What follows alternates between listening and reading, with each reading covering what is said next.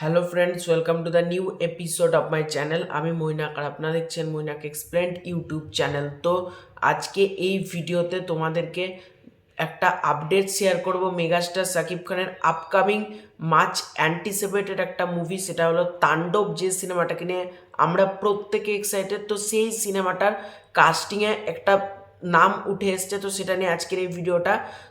তো সবার প্রথমে থ্যাঙ্কস জানাবো যমুনা টিভির, মানে যমুনা টেলিভিশনের তরফ থেকে এই আপডেটটা সবার প্রথম ফেসবুকে ওনারা আপলোড করে। তো আমি পোস্টের লিঙ্ক আমি আমার ডেসক্রিপশান বক্সে দিয়ে রাখবো, তোমরা সেখান থেকে পুরো প্রতিবেদনটা পড়ে নিতে পারো। তো আমি তোমাদেরকে বলছি এবার ব্যাপারটা। তো মেগাস্টার শাকিব খানের আপকামিং সিনেমা তাণ্ডবে যুক্ত হয়েছেন জয়া আহসান। জয়া আহসান কিন্তু তাণ্ডব সিনেমায় যুক্ত হয়েছেন। এবার অনেকের মধ্যে প্রশ্ন আসতে পারে, উনি কি নায়িকা হিসেবে থাকছেন নাকি অন্য কোনো চরিত্রে। এবার আমি ব্যাপারটা ক্লিয়ার করে দিচ্ছি, জয়া আহসান কিন্তু নায়িকা হিসেবে থাকছেন না, এবং নায়িকা হিসেবে সেটা পসিবলও না। উনি কোনো আইটেম বা কোনো বিশেষ কোনো চরিত্রে উনি কাজ করতে চলেছেন। এবং মেগাস্টার শাকিব খান একজন প্রচণ্ড ভালো একজন অভিনেতা, এবং জয়া আহসানও কিন্তু খুব প্রচণ্ড ভালো অভিনয় করে। সেটা আমার জয়া আহসান আমাদের এপার বাংলাতেও বেশ কিছু কাজ করেছেন, সেটা তোমাদের দশম অবতার বলি কি ভূতপরি বলি। রিসেন্টলি চরকিতে একটা কাজ দেখলাম জয়া আহসানের, সেটা 200 একটা এপিসোড সে জয়া আহসান ছিল।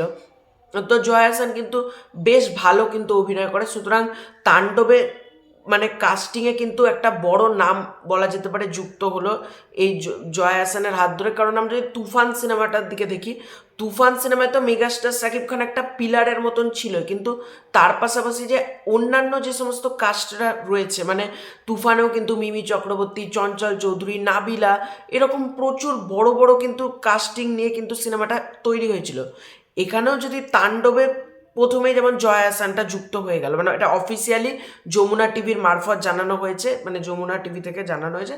সুতরাং এটাকে আমরা অফিসিয়াল হিসেবেই ধরবো, কারণ এটা যেহেতু বড় নিউজ পোর্টালের মারফত জানানো হচ্ছে।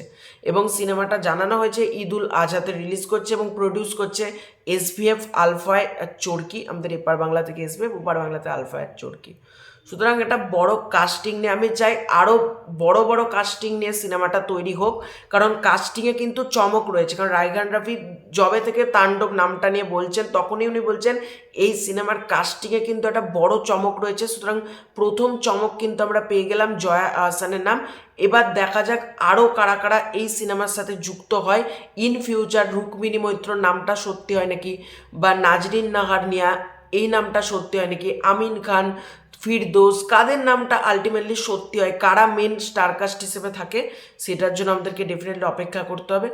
তো এই ছিল আজকের ভিডিও। ভালো লেগে থাকলে লাইক করো, শেয়ার করো, সাবস্ক্রাইব করো। তোমরা কি জয়া আহসানের কাস্টিংটা নিয়ে খুশি নাকি সেটা কমেন্ট করে জানিও। খুব শীঘ্রই আছে নতুন কোনো ভিডিওতে, ততক্ষণের জন্য বাই বাই।